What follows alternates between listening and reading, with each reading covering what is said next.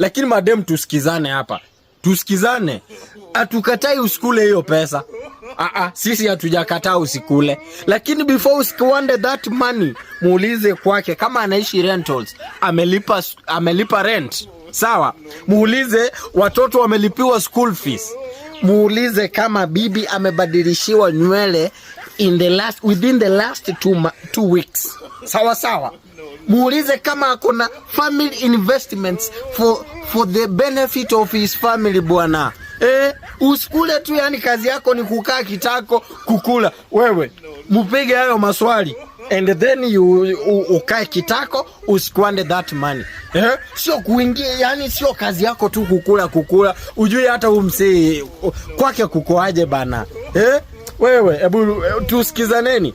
Dad, just come. Are you insecure? You're insecure. I think you lost your girlfriend to Mubaba. No. Seems you lost your girlfriend to Mubaba. Come on. Mimi si kunyang'anywa. Nataka tu uambie ukweli.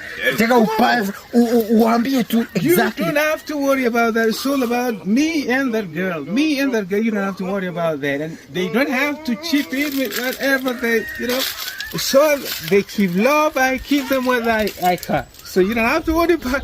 You lost your girlfriend? No, I never lost my girlfriend. But you're insecure. That's the look of thing. Dad, nisikize hapa. The look of thing. No. You're insecure. Nisikize hapa. Hao watu wanakula chenye kiko kwa ajili yetu sisi kama familia. So ndo najaribu kuwaona. I may decide to sell all my land for even my stick here and kwa sababu ya msichana sasa. Because they are pretty.